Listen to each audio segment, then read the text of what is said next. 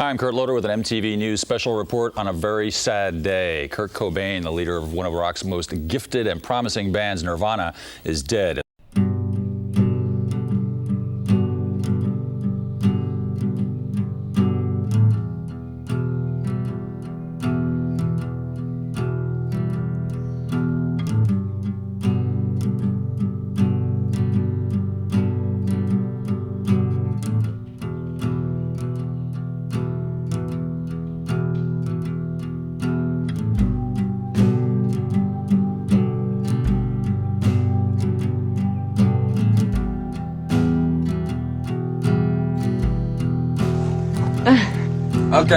Okay. I have to, they're calling me. I have to work now. Nose? Tastes good.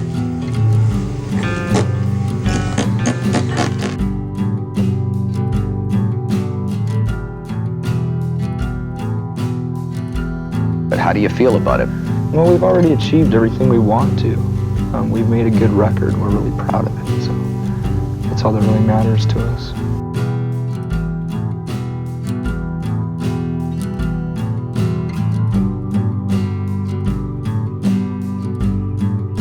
Just keep practicing and don't give up. Just never give up. Play as often as you can and be really dedicated and try to write good music and don't worry about the material ethics that go with music. It doesn't matter what you look like or anything. It doesn't matter what your product looks like. It's what it sounds like.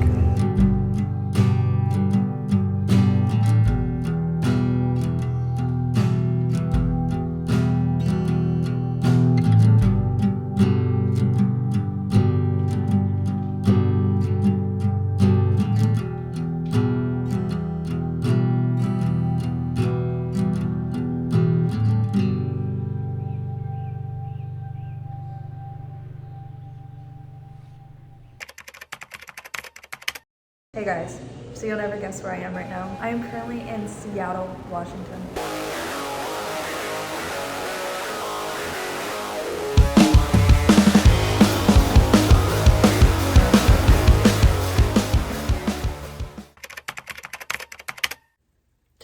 God. I'm gonna try to compose myself. This is crazy. Hey guys, welcome back to my channel. So today, I'm gonna be finally sitting down. I'm sorry if I get emotional. I'm a very emotional person, so I'm sorry if I get emotional at any point during this video. I'm super nervous to film this video, not because I'm like scared of what people are gonna think or anything, but just because I've been waiting so oh my god, this is so bad. Don't worry guys, I have tissues on hand. This is so embarrassing. Okay, this is my road to Nirvana. This is my trip out west to Seattle for the first time ever in my life. And to actually be making this video has not only has the trip been a dream of mine, oh my god, my voice shaking please.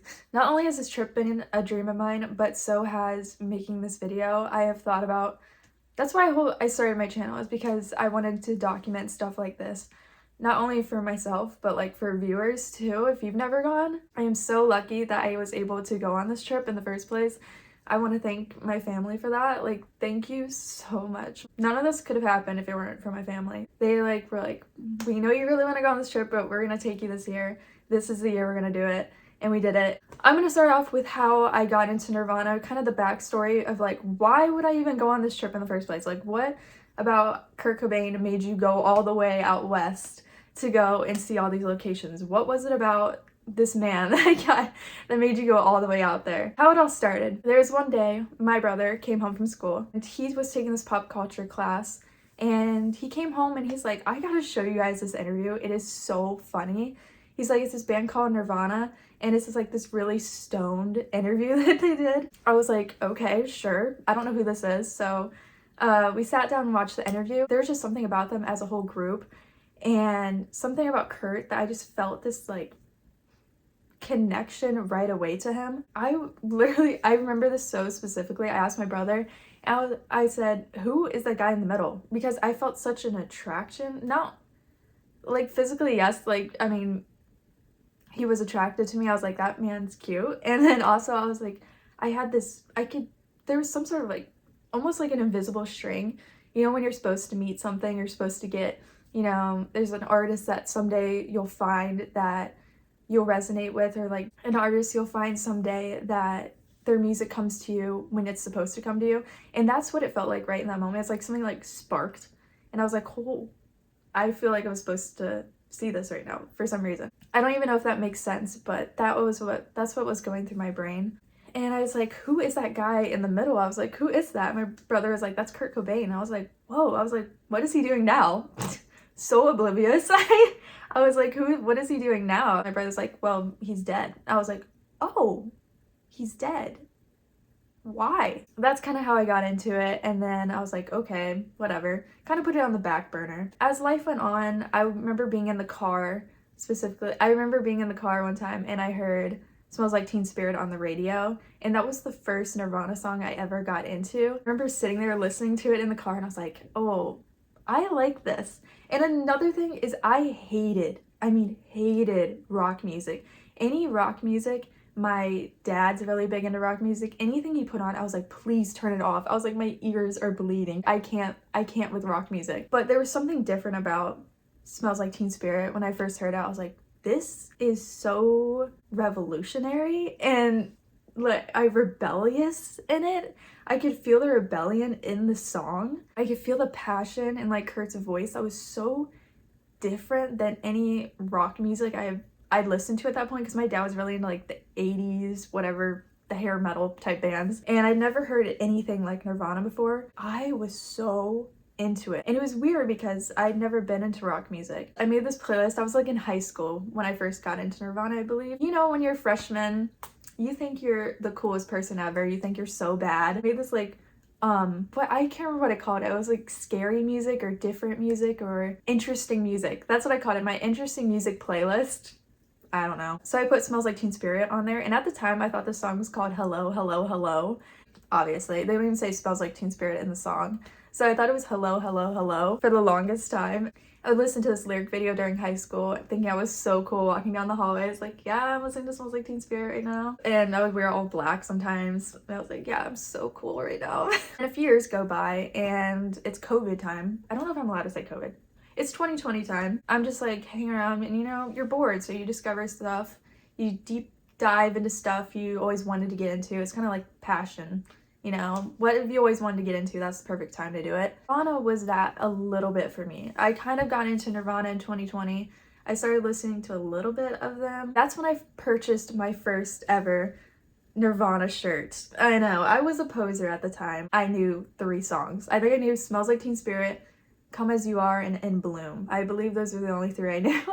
And then another year goes by and I'm hanging out with this friend of mine. He's kind of alternative. I mean, he's kind of into the alternative music and rock music. He was into Nirvana and I was like, I haven't dove into this side of me in a while. I was like, let me give Nirvana another listen. So this was the first time. It was around like September-ish, I want to say, maybe October-ish. I started deep diving into Nirvana. And I listened to Nevermind for the first time in full. I remember thinking as I was listening to the music, I was like, I couldn't tell when a song ended and began. It was so bad.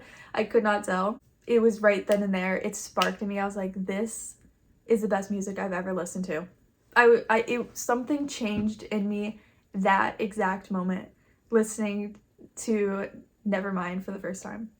Why am I getting emotional about this? This is so dramatic. It was something about listening to Nevermind sparked something in me that I didn't think was there, and suddenly I was into rock music. I was like, who am I becoming? I don't know who this person is, but suddenly I was into rock music. It changed my life. It opened me up to a whole new world of music completely. It was something I closed off for the longest time. I was like, la la la la la, I don't want to listen to that music. I finally became open-minded on it, and I was like, let me give this a listen. I gave Nirvana a listen, and the obsession just started. I was instantly in love with the band. I loved their sound. I loved everything about them. I loved their character. I loved Chris. I loved Dave. I loved her. I was just fascinated by them at this point. and I wanted to know everything about them. When I get into stuff, I don't just slowly get into it, I dive deep into it. I go straight into the deep end of everything and just, I want to know everything. I want to read every book. I want to watch every documentary. That's just who I am. But the first ever Nirvana memorabilia or museum-ish thing I went to is I went to the Rock and Roll Hall of Fame. I saw the one little tiny display Nirvana had in there of like a broken guitar, 2 broken guitars, and they just had this big picture of Kurt. The beginning of being into a band for the first time is so fun and exciting. Everything is so new, fresh, and it's just so fun when you first get into a band. And that's how it was for me. When I think back to this moment, I have such fond memories and nostalgia of it. It was just such a time. After that point, I was like, I would watch videos nonstop. I was constantly watching videos. I stumbled upon a video by this YouTuber called Scott on Tape. I'm sure you've heard of him. He was going to Nirvana locations. At the time, I was like, what? Nirvana locations? What locations are you going to? And then I knew of Something in the Way and the whole bridge story. So I knew of the bridge, but I didn't know there was other places. I think I knew of the house too. But I was like, oh my God, this is so cool. I didn't know fans did this stuff. Like, I want to do that. From then, it just became a dream of mine to go to these locations and do further research on Nirvana and Kurt Cobain and like the grunge scene. And I told my dad about it. I was like, Dad, we need to go out there sometime. And he's like, all right, we'll do it some year. This year was finally the year we did it. And I still can't believe I did it. I really can't believe I went out there and did all of that. Now we get to finally getting to Seattle. The first stop on the trip was actually Seattle. We didn't go to Aberdeen first, so we kind of went back. We started from the end of the story and went to the beginning of the story. We went backwards. Driving up to Seattle and seeing the city for the first time was surreal. I felt as if I was in a movie. It didn't feel real the entire time. I remember getting to the hotel that we were staying at and just looking out at the view, because we had the view of the water. I'll show the view, but we had this really nice view of the water, and I was just sitting there. I was like, how am I here right now? I honestly could be. I was like, how in the world am I here right now? There's no way. I was like pinching myself. I was like, am I actually here right now?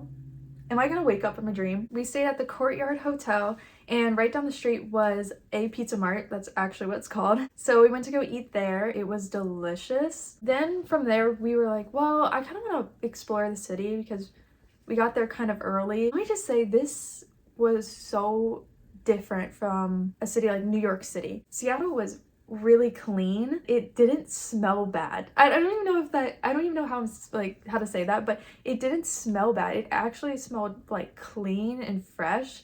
Not what you think from a city. I didn't smell a lot of like car fumes or anything, and it just was quiet. It was so weird. It was the weirdest city I've ever been in. It was very peaceful, and everyone was very nice. Oh my God, the people in Seattle are so nice and sweet and just helpful. People were willing to help out and stuff, and were super generous with directions and just really, really kind people. Thank you. If you're from Seattle, you're literally so sweet over there. I was walking around, it's so clean. There wasn't like trash, on the floors or on the sidewalks and stuff. I thought it was really, really nice, and I loved walking around Seattle. So my brother, my dad, and I, we decided to walk up to the Mopop Museum, even though it wasn't open. Well, let's just see how far it is for tomorrow, how far the walk's gonna be. It wasn't that far from our hotel, probably a 15 to 20 minute walk, I want to say. I just really wanted to see Chris Cornell's statue outside. So we walked up to the Mopop Museum, and it's exactly how wacky it looks on videos. It was crazy, but we saw the Chris Cornell statue, which was really, really cool. I took a picture with him, or a video with him. I can't remember. Yeah, I don't know if he's actual height. Do you guys know if that's his actual height? Then we went to the Seattle Center. It's where this giant fountain is that it almost is a round bowl type shape. They had this hot air balloon thing going on. I'm not really sure what was happening. We were kind of confused, but everyone there was looked like they were having a good time. Everyone here was really welcoming. When I came to Seattle, it was a very welcoming feeling. It felt like you weren't a tourist. No one treated you like a tourist. Everyone was super kind to you and kind of made you feel at home when you're so far away from home. But also, I did not know that Seattle Center and I think it's called the International Fountain, I believe that's what it's called, is where that public morning session with a bunch of Nirvana fans and read off Kurt's note. I had no idea that is where that happened. The next day, we ended up going to the Mopop Museum. That was our first destination. I ended up dressing in my cardigan that I had, and I wore jorts because you have to wear jorts. That's what Kurt wore all the time. You have to wear jorts. And I wore some fake Converse. They're fake, but whatever. Now, while doing this trip, I was really debating if I wanted to be like, hey guys, this is where I am right now, and like vlog the whole situation like that, or if I really wanted to be in the moment. And I was battling that so hard, and this was the first stop. This is a pretty important destination, was the Mopop Museum. This was a point where you're like, okay, are you gonna film or not? Deciding point. And as someone who is hard, like I have trouble making decisions and knowing which one I should do, I was struggling. I really was. Like, I don't know if I should film. I kept talking to my family. I was like, I really want to film content for my YouTube channel. I want to show people my experience. I want to show my reactions to stuff, but at the same time, I want to be in the moment because I don't know when I'll ever get back to Seattle. I really wanted to soak everything in and be as present as possible.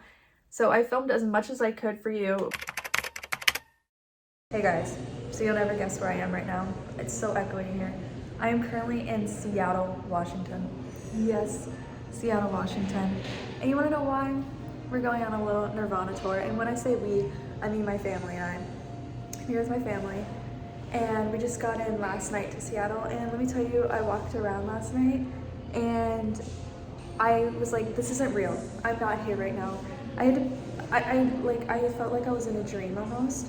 In a dreamscape. Like this is not real life right now. Like, what do you mean I'm in Seattle? Yeah, I just still can't believe it. Like, I feel like I'm gonna wake up at some point in my bedroom and this is all just gonna be a dream. Like, what do you mean? This is crazy. But today we're starting off in Seattle, which should be the last place we stop at, but we're starting here and we're going first to the Mopop, or the Museum of Pop Culture, and then we're gonna go to, well, actually I don't really know, but that's where we're going to first. And then we have a whole bunch of other stuff planned out, but it's kind of like see how the day is, because we have this whole day in Seattle, and then tonight we're heading to Olympia, and then we're heading to Aberdeen after that. So this is crazy. As a Nirvana fan, this is insane. This is crazy. And so, sorry. So we're just staying at this hotel, and yeah, here's the outfit of the day. I'll give an OOTD, you guys. I don't know where that man went, but here's an outfit of the day. Can you see? Let's go over here. An outfit of the day. You guys can't see. Here's the outfit of the day. I guess I'll just film it like this. So I'm wearing a cardigan, jorts, Converse for, cause you know, Kurt, jorts. So yeah, I am so excited. I am feeling every emotion right now. But yeah, this is crazy. I just can't believe I'm here. I'm like, this doesn't feel like real life. This is a simulation. I think this might be a simulation. So anyways, I'll see you guys when we get to the Mopop Museum.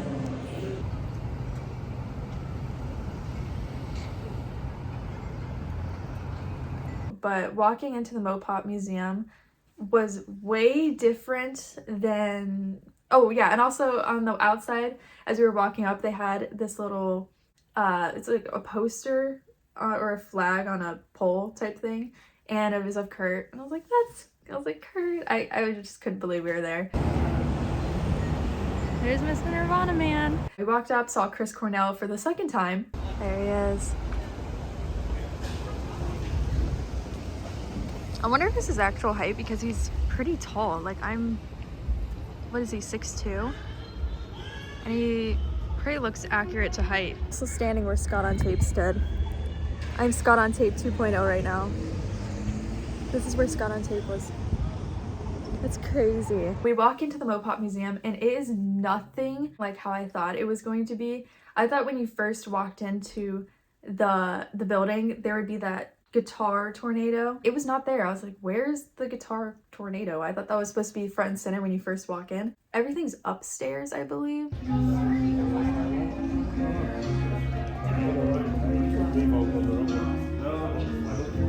know, the entrance was really confusing on where everything was at. We go upstairs and the first thing you see is Kurt's picture. I think of him crowd surfing on the wall. So I was like, at that point I was like, this is actually happening. I'm here, and it's hard to be present. I don't even know how to explain it. It's like hard to be present in that moment and be like, you're here right now, enjoy this moment. I remember walking up the stairs and just being overwhelmed, so overwhelmed. How are you overwhelmed when you're in this situation? Aren't you supposed to be like, aren't you supposed to be happy, you know, and excited that you're here? But I was just full of emotion. We walk in and I have a video of me going into the Nirvana room.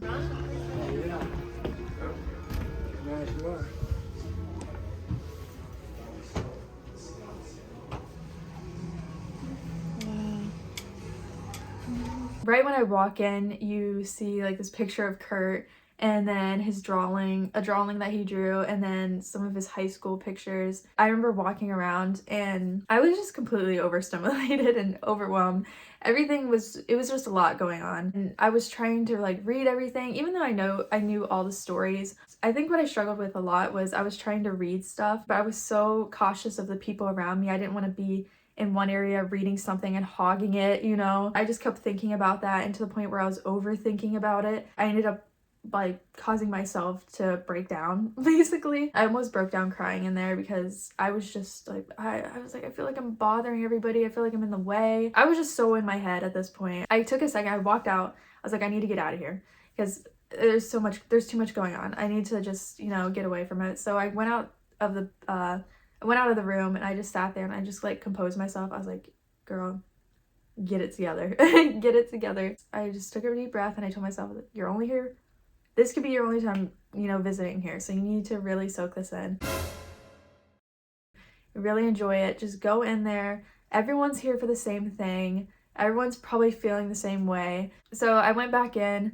I'm just gonna take my time and really enjoy it. So, because we were on like a timestamp.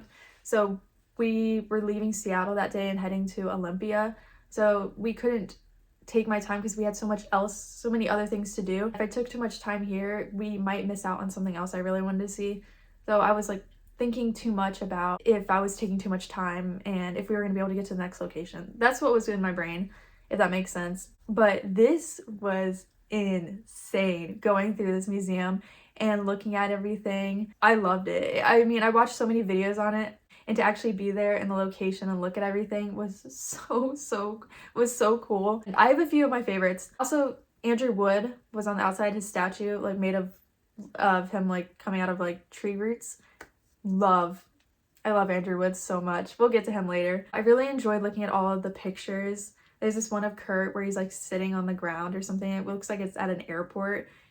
I really love that picture. Another one, there's Chris. He has his shirts in there, his like button-up shirt that he wore. I thought that was really cool. Oh yeah, there's a shirt that says sounds or something on it in a big circle. Kurt wore that when he was doing Live at Reading 91. That's one of my favorite outfits he's ever worn, is that shirt. I think he's wearing like a leather jacket over it and jeans with like a little chain. I love that outfit so much. It looks so good. I could do a whole video deep diving on my favorite Kurt outfits, but that will be it for another video maybe. Another one I really enjoyed was his cardigan. They had his cardigan there. I took a picture with it because I was wearing a cardigan. One thing I love about Kurt is his love for cardigans. He wore them all the time. I think it's so contradicting of him because he has this really loud, chaotic music, and for him to dress so soft, I love that about him. I just love that so much. Another one of my favorites was there's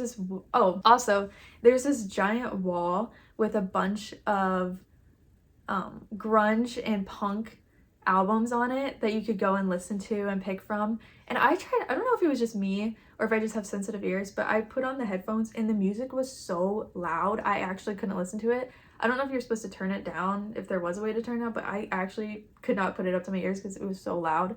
Then we go to another section and they have the in utero angel statue that they had on the In Utero tour was there, which is it was just every single concert and thing I've watched was playing through my mind in that moment. I was just like, this is crazy. I'm seeing all this stuff. Like, it made it feel as though when looking at this stuff, oh, that all did happen. This all happened. It just like confirmed it for you that all of this happened and it was real. They also had his guitar from Live at Reading 92. Excuse me? That is insane. And it still had his blood on it, I believe. Wild. When I first walked through, I didn't read that and I would have just walked right past that guitar. I am so glad I stopped to read that, or else I would have missed one of my favorite concerts of all time. The guitar that was from that. Yeah. Another thing, they had this picture behind the in utero, like figurine, angel statue. Sorry, I don't know what it's called, but they had this picture of Kurt and Courtney behind the angel, and I tried to take a picture of it, but it was so glary. It had so much glare on it, so you couldn't really see it, but I love that picture so much, and I couldn't get a picture of it, but it's on the internet somewhere. Then they had this other one where they had the set list from the MTV Unplugged there. So cool. Then they had the last ever Nirvana set list too, which was kind of dark and sad to know that was the last set list, but yeah. Oh, sorry, I'm also forgetting stuff. They also had that green vest shirt that he wore from the Spin magazine of 1992, where he's wearing that green vest and he has blue hair. You know which one I'm talking about. They also had Dave Grohl's drums there. They also had Chris's bass that he had was there. I don't think I took a picture of Chris's bass. I don't know why. They also had this short documentary film playing, talking about the history of grunge and the music and all that. This was the only place I went to, was the Nirvana section of the museum. I did not go to anything else because we had so much else to do. So from there, we had to stop at the gift shop. Obviously, we had to stop at the gift shop. I saw the whole Nirvana section. I was like, I could buy everything here right now. There were these books of photography of Nirvana. It was by Charles Peterson, I believe, which was their photographer. Those books were $55. I wanted them so bad, but I was like, you know what? I can probably look these pictures up online, but you know, I wanted it so bad. But my eye first went to this one shirt, and this one shirt only, and I will show it to you. I was like, I saw it and I was like, that shirt, I want that shirt. And here's the shirt I got. Yeah, I immediately went to this shirt. I love this picture of Kurt. It's one of my favorite pictures of him. I said, I have to have that. So this is the shirt I got with Kurt on it. I love this so much. This picture is amazing of him. Like, are you kidding me? Yeah, I had to have that. There was a poster with this picture on it as well, but it was so expensive. I said no. No, thank you. As I was going to check out, they had Kurt's sunglasses, his ones that he's wearing on here, were up at the front. I went up and I said, can I purchase those? Yeah, I got a pair. I got a pair of Kurt's iconic sunglasses. Now, I could have used these a few videos back when I ranked his hairstyles, but I finally got myself a pair of Kurt's iconic sunglasses. I had to. I'll also show you the tickets. Also, I came home from this trip and I thought I lost my ticket to the Mopop Museum. I was trying to keep everything for just nostalgia and memorabilia and stuff, and I thought I lost my ticket to the Mopop Museum. I thought I threw it away. I was so mad at myself. I was like, why in the world would I do that? And then one day I was in the car. I decided to put Nevermind in to listen to it, and I open it and look what's right here. Do you see that? My ticket. So here's my ticket to the Mopop Museum. Yep. I thought I lost it, and it was right here this whole time. It was right here. When I tell you it felt like Christmas morning when I opened that, it felt like Christmas morning. So from there, from the Mopop Museum, we decided to go to the Paramount Theater, and this is one where I was so excited, because this is one of my favorite concerts to watch all the time. It's what got me really into Nirvana, was watching this concert. You know, when I'll tell you the feeling that I felt when driving up to this theater because, you know, when you're driving and you're looking around for it and you're like, oh my god, where's it gonna be? And to see it in person for the first time, that's how it felt. And it's like when you it's similar to when you go up on a roller coaster and you're waiting for the drop. That's how it felt for me. The anticipation, it was just so thrilling to see something in person, like the Paramount Theater for the first time. You just had that feeling like you're getting closer and closer to it, and I was just like, where is it? You know, it was so thrilling. Like it just going to all these locations felt like that. You're just waiting to see it and stuff. Pulling up to the Paramount Theater. Oh my god, just I could picture those people outside of the theater waiting to get in. That dude that was sitting on top of one of the posts. It was so surreal. Just I could picture the history in my mind. I could almost see it playing out in front of me. Yeah, just seeing the big Paramount sign too. Dude, what is this? What is this? What is going on? No way I'm doing this right now. I went up and it was sadly closed. You could not get in.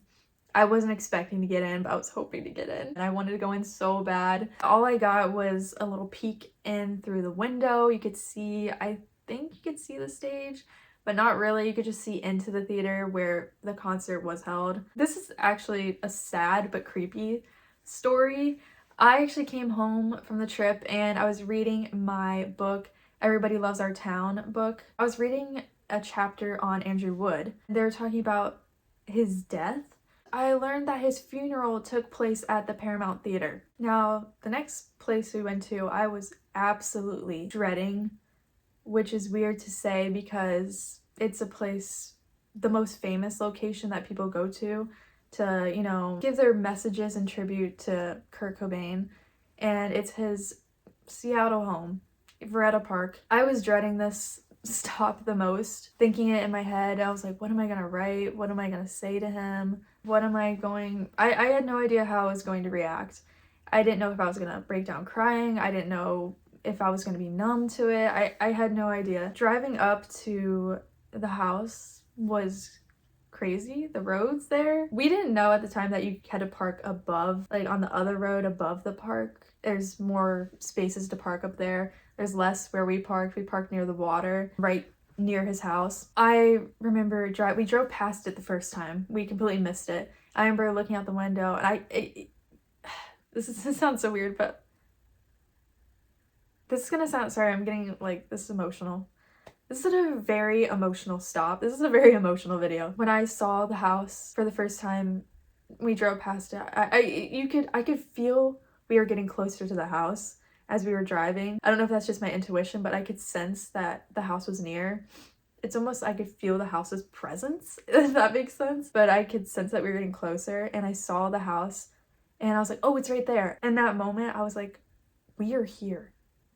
We're actually doing this. It was the strangest, it's a feeling I can't explain, of just being somewhere that was has so much history and has so much meaning behind it and so much went down there, and to actually be there was, it felt like a movie. That's the only way I can explain it, is it felt like a movie. It felt like I was reading a book and this is the visuals that were playing in my head as I was reading the book. So we parked and I just got really quiet because one, I was trying to think of, I was like, what am I going to say? I could not think of what I wanted to say because I think I had so much to say, but I did not know how to put it into words. Oh, I want to say the roads were so windy getting to his home. Like, I mean, curved turns. Driving down that road to get to his house was so terrifying. So many bikers, which, I mean, do what you want. We're sitting there like, how in the world did Kurt drive this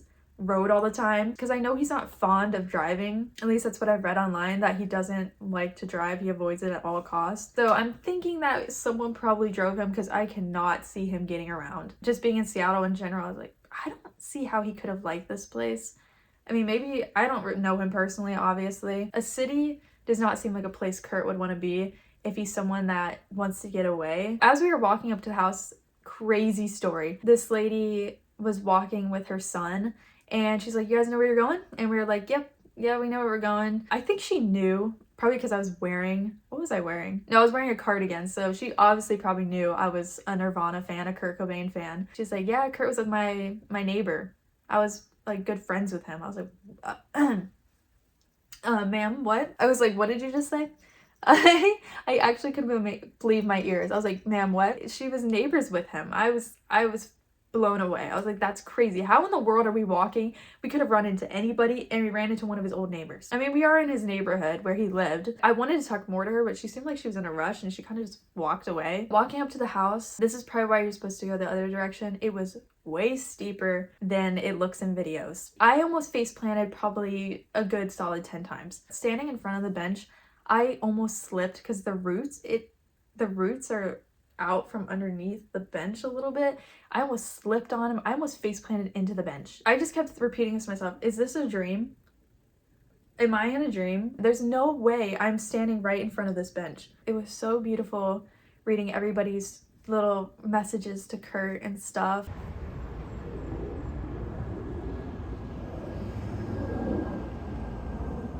My first mission was to find Scott on Tape's signature.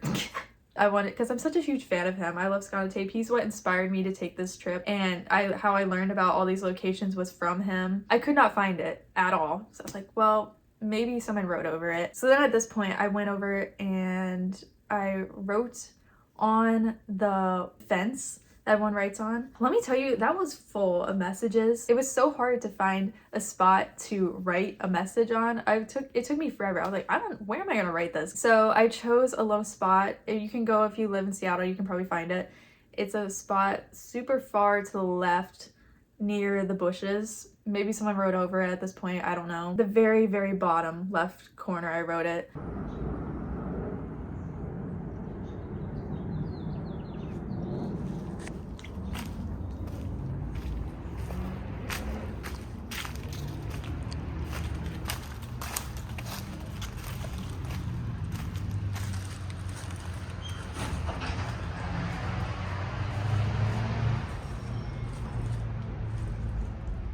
I'll read to you what I wrote. When I was sat down to write, I instantly welled up with tears, just thinking, this has been something I've been wanting to like get off my chest for so long, and to be able to write a message to him and this is the closest I'm gonna get to something, you know, sending a tribute to, or sending a message to him, and you know, paying respect to him. Yeah, and I just remember sitting there and just being like, I have no idea. There was so much going through my mind, yet so little going through my mind at the same time. I just could not think straight of what I wanted to write because I was just full of emotion. I was so numb. I think that's a good way to say it. It wasn't hitting me what I was doing in that moment. I was just so numb to everything. But here is what I wrote to Kurt. I didn't think I wanted to read this out loud to anybody, but I thought it was just gonna be between me and Kurt, what I wrote to him, and whoever stumbles upon it. Yeah, I kind of want to share it. So it's part of this journey. Here's what I wrote to Kurt. Hopefully I don't cry. I probably will cry because these are some raw feelings. So, hey Kurt. I wish you were here. Your music has helped me gain confidence in myself to not be afraid to be different. It's crazy that I'm here, and I wish I were saying this stuff to you in person instead of writing it on a wall. A hug from you would heal a lot. Also, Kurt, you were never ugly. You are so beautiful. Thank you for being you and for the music that is a soundtrack to my life. Love you forever, Kurt. #1 Drain You fan, Wendy. Obviously, I had to put #1 Drain You fan because I am. I'm just kidding. So yeah, that's what I wrote to Kurt. Another really interesting thing that happened is I was watching Scott on Tape's video the other day of him going to location, just kind of like reminiscing his videos and stuff. When he was at the park near the bench, he saw a rabbit, and I started freaking out. I was like, wait, I know this is just nature, you're in nature, but I saw a rabbit too. I thought that was wild. So my mom and I said that was Kurt reincarnated as a rabbit. We thought that was really cute. And it was so friendly too, like you could just walk right up to it. I did end up finding Scott on Tape's signature. I had to rewatch his video while I was there and I found it where it was located. The next place that we went to was, at this point we were getting really hungry. We wanted to eat at Linda's Tavern. So it didn't open till 4 p.m. so we had time. We were like, well, should we go to the next location or should we just sit there and wait till it opens? So we decided, we were like, well, by the time we get there, it's probably gonna be close to opening, so let's just drive. Now, if you don't know what Linda's Tavern is, Linda's Tavern is one of the last locations that Kurt Cobain was seen before he died. Everyone goes there to sit at his booth. We went in, and honestly, I'll be so honest, I thought Linda's Tavern was gonna be outside of the city. I don't know why I thought that. I did not expect it to be straight downtown Seattle. The parking was very confusing. We had no idea where to park. And this guy who's really nice, he helped us figure out the parking situation. As we were walking around to get to Linda's, we passed by a Jimi Hendrix statue. It was really cool. So then we got to Linda's. So we walked in, our waitress, we asked her, like, we are big Nirvana fans. I was like, well, I'm a big Nirvana fan. I want to sit in Kurt's booth. And luckily it was open. Well, probably because they just opened. I went and sat at his booth. I didn't know which side he sat on. I just took a guess. We were so hungry. We ordered, I think I got a cheeseburger and fries and water. Really nice environment, super chill, and I could definitely see how Kurt would have liked that. But our waitress was so nice. She was so sweet, guys. How did we get so lucky with everybody here? The bathrooms were interesting. I went into the bathroom and it was covered in pictures, messages people were writing, but I love the vibe, honestly. Food was delicious. I highly recommend, if you ever pass by Linda's Tavern or you live near Linda's Tavern, go eat there. It is something you will not regret. It was probably our best food, the best meal I had on that whole trip. From here, I was not planning on going to this next location just because we are kind of in a rush to get to Olympia. I think we're heading to Olympia. Yeah, we were trying to head to Olympia. So we were kind of going to cross off the Central Saloon just because, one, I read about it online that people said the workers there are really mean. And then two, I just was like, no one really talks about this when they do Kurt's locations. So I was like, maybe it's not that big of a deal. I stand corrected. Go to the Central Saloon.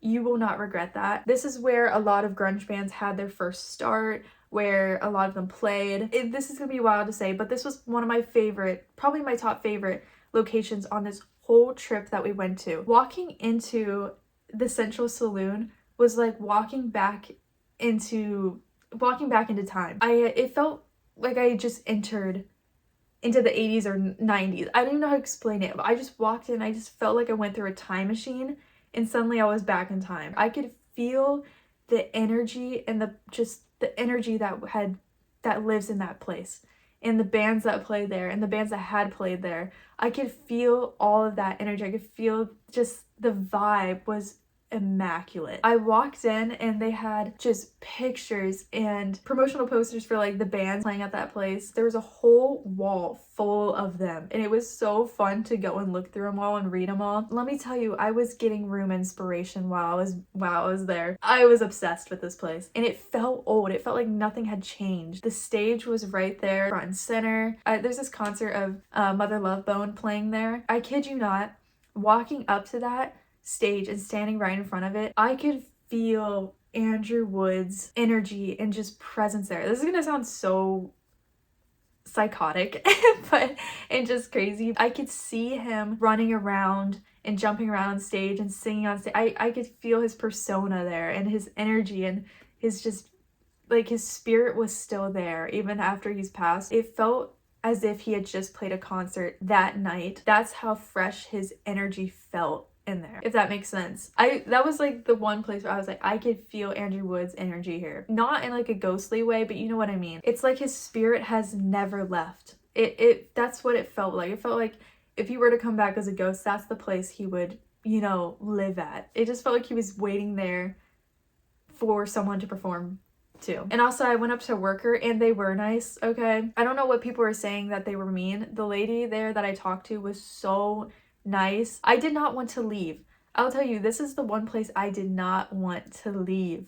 when I got there. I could have stayed there all day. The bathrooms, I did not know this until after I was looking back at my pictures. For the women's restroom and the men's restroom, there's a picture of Courtney for the women's and a picture of Kurt for the men's. The next place that we went to was the Marco Polo Motel. This is a place where Kurt used to go to get away, and he also loved hotels and like motels. He just liked going to them and chilling out, and I can't say what, but you know, if you know, you know. This was another one of my favorite locations. When we pulled up on the sign for the Marco Polo Motel, it said, "Sleep like a rock star." Walking up to the building, the guy that worked there, I don't remember his name, he was so nice and he gave us so much information about Kurt. Apparently he used to talk, he knew the manager.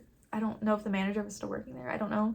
Kurt would come in and talk to the manager and pay him like $500 or $600, which now that you think about it is not that much money to kind of keep someone, you know, quiet. But he's like, "Hey, I'll pay you this much money if you don't tell anybody that I'm here. I'm staying here." So you'd be like, yeah, we got you. His room was 226 that he stayed at. There was 2 rooms he stayed at. Also, another thing I was so mad about, when we got there, the man was like, "Well, I could have given you a tour if you got here an hour earlier," because someone just got in there. And I was like, are you kidding me?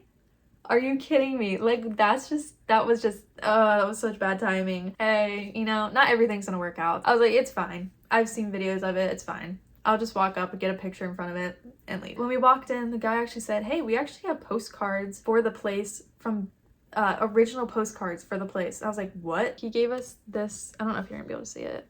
He gave us this postcard, Marco Polo Hotel. It's one of the originals. There, I'll show the back. Can you see that? Here's the back of it. Yeah, and I was like, this is insane. I was like, that's so cool. So I took a picture of it like in front of the motel. Oh, I love it so much. But yeah, he told us that. And then also he said there was this journalist or reporter that used to hide in the bushes across the way from the motel. He used to be there all the time, just spying on Kurt anytime he was there. People thought for the longest time that that was Kurt's dealer. That's just funny, but no, he was just some creepy journalist hiding in the bushes. I walked up to his room. I didn't want to go up to the door. I just kind of stood on the outside of it and just took a picture. And honestly, I thought his room was all the way on the very end.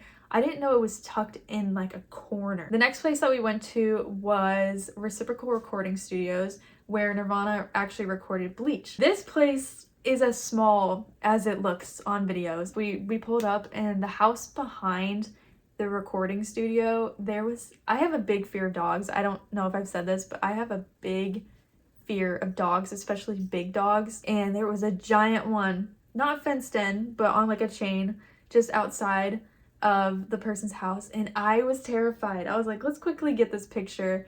And I'm hopping back in the car. I took a picture in front of it. We kind of walked around to look at the building. Not much to see. I was like, this is crazy that I'm standing on where Bleach was recorded right now. I was like, yep, this is cool. From there, we headed to Olympia. This is a place I've been looking forward to. I was so excited to get to Olympia. I want to say the farther away from Seattle we got, the closer I felt to Kurt's story. Like in Seattle was just, I could not see him being there. But when we got to Olympia, like, yeah, this feels more like Kurt's place. And I remember waking up the next day, and I don't know if it was just hitting me what we were doing and everything that was going, you know, all the locations that we've been to. I don't know if it was just hitting me that morning, but I felt this wave of just like, I feel closer to Kurt's story here than I did back in Seattle. And maybe it was because he was there. He lived in Olympia, what was it, for 5 years? But it was just a feeling I can't quite explain. And I think that's kind of how it's going to be for a lot of these. It's just a feeling I can't explain. This day we decided to go to Kurt's Olympia apartment / house. People call it a house. This is funny because after so many videos I've watched of people going to these locations, you would think I would know my way around the streets at this point, and I would know my way around, you know, the area, and I could basically just give you where it is without actually looking it up. No, I was so lost. I remember driving around, I was like, are we getting closer to the apartment? Because I'm not recognizing anything around us. And all of a sudden we just drove up and I was like, oh, that's it right there. Okay, that came out of nowhere. Kurt's apartment was exactly how it looks on video. I don't know why I was thinking it would be different, but it is exactly the vibe. I did walk up to the apartment. I remember holding onto the railing. I was like, guys, Kurt Cobain probably touched this railing. So that's the building he used to shoot BB guns at the windows. Oh, right there? Yeah, from his apartment right there. Yeah, this is definitely the original. Yeah, it's definitely all right. He touched this, guys. Yeah. Kurt Cobain has touched this, probably. I love that picture. All like baby doll heads. Yeah, there's a bunch of hellos. This is wild. Well, you can see a picture of him inside that little living area. Really? Yeah. Oh yeah, Oh, a person yeah. does have a Oh, picture of yeah, him in good there. eyes, dude. Oh, that's cool. It's all the things you read about, and for it to come to life for me, it was just a dream come true. Just like walking up to this apartment and just being like, wow, this is where Kurt lived for like 5 years. The stuff that went down at this place, not that one, the front one, but the back one. Is there a cat? Or Nevermind album was created. Yeah, but, well, not like made, but where the songs were. Wrote them. So that's the apartment back there. That's crazy. So if you didn't know, this is the place where Kurt wrote 75% of Nevermind. I think About a Girl was also written there too, in the bathtub. I think it was, I don't remember which bathtub, but he wrote About a Girl in one of the bathtubs. But yeah, I did take the iconic picture of him standing. I did try to recreate it. The bush is a lot bigger than it was back then. Hello, there's so many hellos. This is crazy. If you walk to the back apartment, that is where Kurt famously took inspiration from the words written on his wall by Kathleen from Bikini Kill. Wrote on the wall, Kurt smells like Teen Spirit, because his girlfriend wore Teen Spirit deodorant. Kurt took it as he smells like Teen Spirit as an angst. You can smell the rebellion on him. He did not know there was deodorant company that was called that, and I think that's the funniest thing ever. I mean, if it just imagine if that didn't happen, we wouldn't have Smells Like Teen Spirit right now. Nirvana maybe wouldn't have taken off. The next place we went to was Rainy Day Records, which is a record store in Olympia. We got some stickers. There we go. The store was incredible. I loved it so much. I wanted to work there. I just love the aesthetic of the place. It was so aesthetically pleasing. They had just vinyls and stuff everywhere. It was packed with music. Ugh, it was beautiful.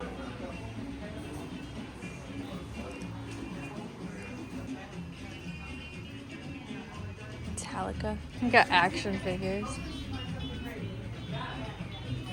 The first concert with Dave Grohl's up there. We listened to Nirvana on the way, but we only listened to Bleach and Nevermind. I did not own In Utero. My goal was to buy a CD in Washington at one of a record store, either in Seattle or Olympia. I ended up getting In Utero. Here it is. And I think this is the 30th anniversary edition. And it comes with live CDs, yeah. And then I got MTV Unplugged. So I have to show it this way because of the glare. This is not Nirvana related, but I did get an Alice in Chains poster. I just had to. Look at this poster. I saw this and I said I have to have that in my room. The only thing I did not get, which I kind of regret not buying now, was a K record. I think it's an indie label. One of Kurt's only tattoos. I think he has 2 tattoos, but this is his most famous one is on his forearm with the K. They had sweatshirts of that and I did not buy one, and I really regret not doing that now. Oh, also when we walked into the place, they had a little Kurt figurine in like the window display. It's a little Kurt. Wow, that's really neat. Oh, look at that. As we were checking out, we were talking to the ladies working there. I was talking about how much of a Nirvana fan I am and how we're going on this trip and we're going all to the Nirvana locations. She said, yeah, Dave Grohl was just in here a year ago. I said, what? And you came in just randomly and bought a bunch of stuff, bought a bunch of merch, CDs, and just popped. I was like, are you kidding me? I said, you guys are so lucky. And she said she wasn't even working that day. The one day she was off, she missed that. Like, that is just the worst luck ever. I feel so bad for her. They did have the Nirvana promotional poster for one of their concerts. That was the first show with Dave Grohl on there. The next place that we went to was Montesano, and then Kurt's dad's house. We saw his junior high school. I think it's junior's high school / senior high school. That's where he played football, and he also wrestled. I thought it said he played track there, but I think that was Aberdeen. But he was also in the band at this school too. And the elementary school is where his picture with that banner was taken. So I did in fact run on the track and throw football at this place.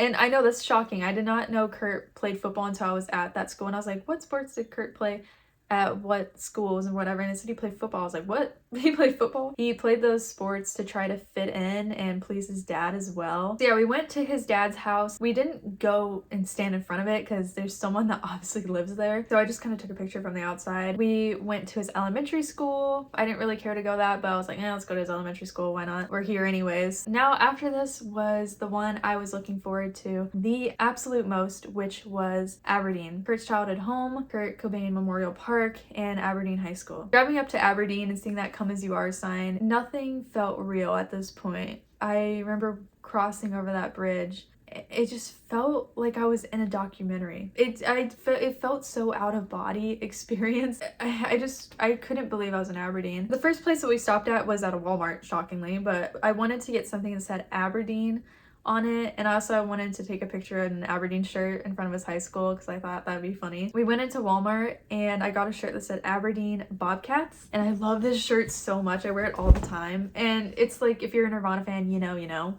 So I got an Aberdeen Bobcats shirt. As we were leaving Walmart, my mom, she's like, oh, get this flower. It was like a mini sunflower. And she's like, you should put this up, put it by the little memorial plaque. I was like, oh, that's a good idea. I should do that. Because I didn't have anything to put and I wanted to put something there. I remember parking in front of his house and walking up. The house is a lot smaller. I mean, a lot shorter. I thought it was gonna be really tall, but it's really short, the house.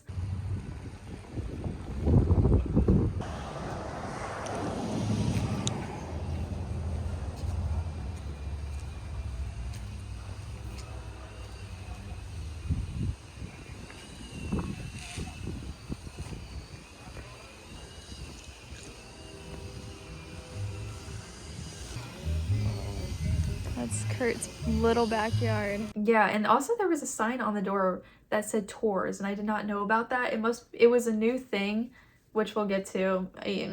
We'll get to that. Actually being there at his house and the bridge, it felt like I was just immersing myself into a book. I felt like I just dove straight into a book and landed in the location. This is weird. It felt so weird being there and walking around, just knowing this is where Kurt grew up. This is his childhood home. All the things that went down that led him to where he was and how he got to become in such a big grunge band and how he ended up, making all this music, and just this was the start of his story. From there, we ended up walking the same path that he did to the bridge. There was a lot of people there with us, signing messages and putting flowers and stuff and taking pictures. I thought it was really sweet. That was the first time where it felt real what we were doing, and it felt so peaceful being there for some reason.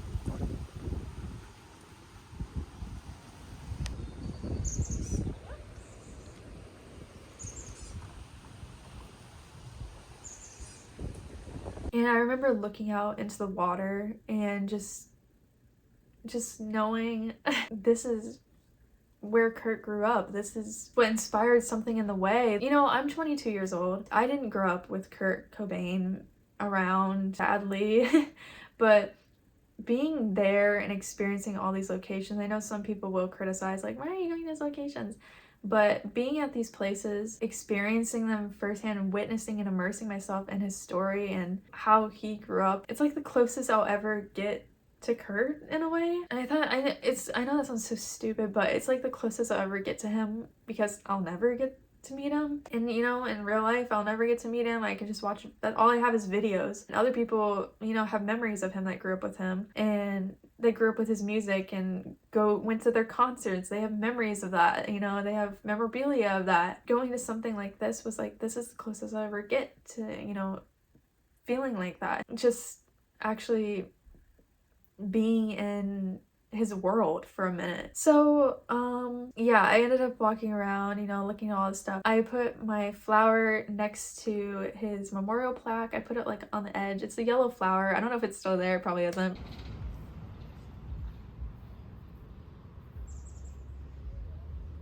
Also, when I took a picture of the plaque, I cannot for some reason show you the picture because it doesn't show up on screen recording. It doesn't show up when I screenshot it. When I swipe on my phone, when you look at the picture, there's this glow that is just on his face and it's so spiritual looking. It's like almost like an orb of energy in the photo. It's so weird.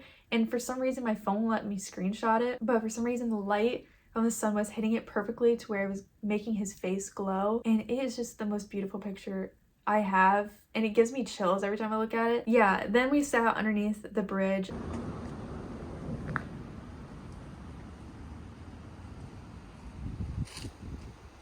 I wrote, "Love you forever, Kurt," on the bridge. I sat there with my brother and we just listened to Something in the Way. We're sitting there, I was like, there's no way I'm sitting under this bridge right now listening to Something in the Way. I felt so present in that moment, just sitting there and taking the time to just listen to Something in the Way. And I started to tear up there. I was like, this is surreal. Hi, this is Wendy. I'm currently editing this video. And while editing, I was looking at my pictures from the Kurt Cobain Memorial Park. And tell me why it says the park was adopted on June 24th, 2015. And we were there on June 24th, 2025. It was the 10-year anniversary of this park, and I had no idea. If that's not alignment, I don't know what is. That is insane. That's crazy. Anyways. Man, I wish I could go back to that moment so much. I think about it all the time. I look back at the pictures and I'm like, I can't believe I was there. I went back to the car and I almost forgot I had another sticker that I meant to put on the big sign that's memorial plaque. So I ran back to the car, I got my sticker and I put it on there and I wrote #1 Drain You fan, Wendy with a heart. If you see that, that is me. You gotta let the world know. Also, this is the first time I probably taken a picture of a trash can. Yeah, I've never taken a picture of a trash can in my life except for that moment. I forgot to mention this too, but while I was under the bridge, I, again, almost face planted. I think I had the wrong shoes on, but I kept slipping on the dirt that was there was not very, you know, I couldn't get my shoes. I was wearing Converse, so they're very slippery. I almost face planted so many times. After we were done with the bridge, we got in the car and went to his high school. I stood outside his high school. I was like, this is crazy. This is where Kurt went to school. It really felt like you were living his life for like for a few hours. You just never know the people around you who is really gonna change something in history or change something. You just don't know. This is why you gotta be nice to everybody, because you never know who's gonna be the next rock star. Someone that might be the next Kurt Cobain. I mean, I don't think there will ever be another Kurt Cobain, but you just never know the people in your high school. I mean, that's crazy. I think the people I went to high school with Kurt and now no one can shut up about him.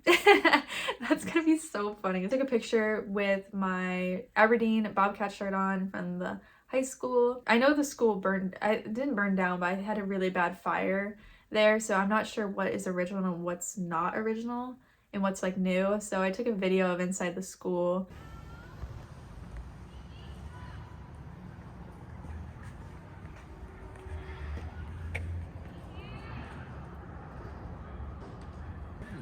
Oh, it must be. Oh yeah, here's the cafeteria. We are Aberdeen. That is the gym right there. Is this the original school? I don't think it's the original. I think it caught on fire. But I think that's the gym where he wrestled in there. Now, this is where it gets funny. So the next stop is, we were done with Aberdeen. I did not want to leave Aberdeen, but I knew we were coming back because the way we were going to Ocean Shores and you have to come back through Aberdeen to leave. As we were driving there, I was just like, the road, it was so windy of a road. It was so beautiful though. We got there, it was frigid, so cold and foggy, but honestly, I loved the vibe. I loved it a lot there for summer. Even though I'm somebody who loves summer, I love when it's blazing hot out. It felt what I wanted the environment to feel like when I was in Washington. I wanted the real experience. I mean, I wanted sun. I was hoping for sunshine. We got lucky with the weather. This is the one time it was just so cold. I loved it. I was like, this feels like what I thought it was gonna feel like here. And we just innocently went there because my dad wanted us to touch the Pacific Ocean. I was so down for it. We went there and we were hungry, so we stopped at this place called Red Genie Pizza. You have to go there. It's this little cabin feel. There's this bunch of wooden bears, but the food is delicious. So good. You have to go. We were talking to the lady and we're telling her like where we're from and what we're doing. We're going to see all the Nirvana locations, and she's like, yeah, Kurt actually worked at the Polynesian Resort Inn right down the road. I was like, what? I'd never heard that before. So we just sat there and ate our pizza. I looked it up and it said, yeah, he did work as a maintenance worker, I believe, or a janitor at the Polynesian Resort. I know Kurt hated driving and like he just did not like doing it. Somehow he made it to Ocean Shores. I don't know. Maybe he hitched rides. Maybe he white knuckled it all the way down. white knuckled it all the way down there. So I did look it up and it said he did spend the night at the resort sometimes, or he would have friends go and drive him to work. I don't know. That's what people are saying online. I don't know if that's true or not. When you're determined enough to do something in life, you're gonna do what it takes. So that just shows that Kurt was not lazy, people. I know so many people think he's lazy, but do you think a lazy person would do that? I don't think so. We did stop at the Polynesian Resort Inn after we ate. Wow. That's where he showed up to be a janitor.